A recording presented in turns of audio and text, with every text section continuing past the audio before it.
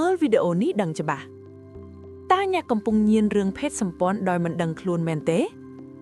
សញ្ញាព្រមាននិងផលវិបាកជំរាបសួរបងប្អូនទាំងអស់គ្នាក្នុងវីដេអូនេះ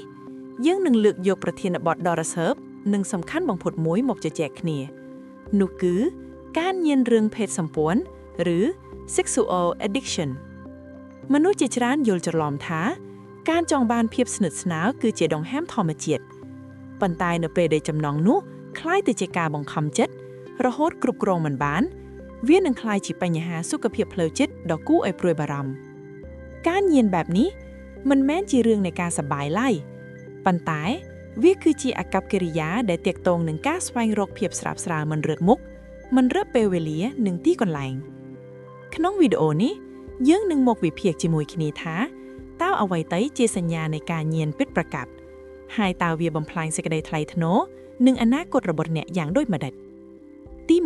1សញ្ញាងាយសម្គាល់នៃអ្នកញៀនរឿងភេទសម្ព័ន្ធអ្នកដែលមានបញ្ហានេះជារឿយៗតែងតែមានពិភពស្រមៃបែបអាភាជារឿងធម្មតាប្រចាំថ្ងៃការគិតគ្រប់ពេលវេលាមិនថានៅទីធ្វើការកំពុងប្រជុំកំពុងបើកបរឬសូម្បីតែស្ថិតក្នុងទីវត្តអារាមក៏ខួរក្បាលរបស់ពួកគេវិលវល់តែរឿងទាំងនោះជានិច្ចអាកប្បកិរិយាសម្ដីពួកគេមានទម្លាប់និយាយអំពីបញ្ហាផ្លូវភេទដោយមិនដឹងខ្លួននិងគិតថាវាជារឿងកំប្លែងធម្មតា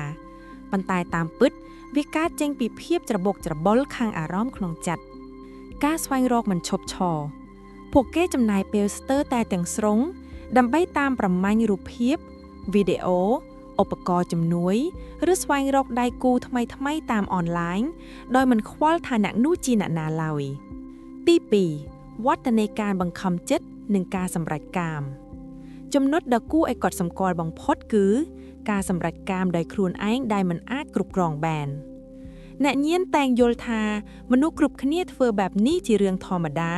ប៉ុន្តែការពិតពួកគេកំពុងប្រើវាដើម្បីបន្ធូរសម្ពាធផ្លូវចិត្តតែប៉ុណ្ណោះការធ្លាក់ចូលក្នុងសេវាកម្មកំសាន្តផ្លូវភេទដើម្បីបំបត្តិចំណងតែកើនឡើងខ្លាំងពួកគេច្រើនតែចូលរួមក្នុងសេវាកម្មម៉ាស្សាត្រេកត្រអាលដែលនាំមកនូវហានិភ័យខ្ពស់បំផុតដល់សុខភាពគ្រោះថ្នាក់ដែលមើលមិនឃើញយោងតាមស្ថិតិនៅប្រទេសជប៉ុន 83% នៃអ្នកញៀនគឺមានសកម្មភាពដោយមិនបានការពារឡើយ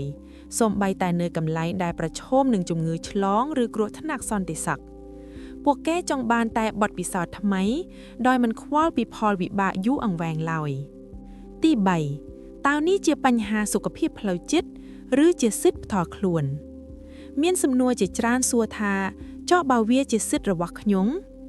ប៉ុន្តែនៅពេលដែលសិទ្ធិនោះคล้ายជាការញៀនវិញវានឹងคล้ายជាជំងឺផ្លូវចិត្តឬដែលហៅថា compulsive sexual behavior disorder អសមត្ថភាពក្នុងការគ្រប់គ្រងអ្នកញៀនច្រើនតែប្រាប់ខ្លួនឯងថានេះជាលើកចុងក្រោយហើយប៉ុន្តែចុងក្រោយនៅតែវិលត្រឡប់ទៅរកសភាពដដែលវិញការប្រព្រឹត្តអំពើខុសឆ្គងនៅពេលដែលមិនបានសម្រេចបំណងពួកគេអាចនឹងជៀនទៅដល់សកម្មភាពគ្មានសីលធម៌ដូចជាការលួចមើលការបៀតបៀនដើម្បីគេចផុតពីភាពតានតឹងធ្លាក់ទឹកចិត្តនិងការថប់បារម្ភទី4ផលវិបាកចំពោះអាជីពនិងគ្រួសារការញៀននេះមិនមែនប៉ះពាល់តែបុគ្គលម្នាក់ឯងនោះទេតែវាជួនឈ្លីដល់សេចក្តីថ្លៃថ្នូររបស់គ្រួសារទាំងមូលបញ្ហាអាជីពការខ្វះការផ្ដោតអារម្មណ៍ធ្វើឲ្យការងារធ្លាក់ចុះនិងបាត់បង់ឱកាសជោគជ័យអាម៉ាដល់គ្រួសារកូនឬប្តីប្រពន្ធនឹងរងគ្រោះដោយជិះមិនរួចពីទង្វើគ្មានសីលធម៌និងការបាត់បង់ភាពជិតស្និទ្ធពិតប្រាកដការបាត់បង់តម្លៃពួកគេនឹងជន់ឈ្លីក្រមសីលធម៌មនុស្សធម៌ដើម្បីតែសម្រាលអារម្មណ៍ស្រមៃរបស់ខ្លួនមួយគ្រាទី5ដំណោះស្រាយនឹងការស្វែងរកការព្យាបាលប្រសិនបើអ្នកសង្កេតឃើញថាខ្លួនឯងមានសញ្ញាទាំងនេះសូមកុំមានអារម្មណ៍ខ្មាស់អៀនក្នុងការស្វែងរកជំនួយទទួលស្គាល់ការពិតការយល់ដឹងថាខ្លួនកំពុងមានបញ្ហាគឺជាជំហានដំបូងនៃការព្យាបាលប្រឹក្សាជាមួយអ្នកជំនាញការព្យាបាលផ្លូវចិត្តឬ psychotherapy អាចជួយឲ្យអ្នកយល់ពីឫសគល់នៃភាពតានតឹងដែលជំរុញឲ្យអ្នកញៀនកាត់ផ្តាច់មជ្ឈដ្ឋានជំរុញ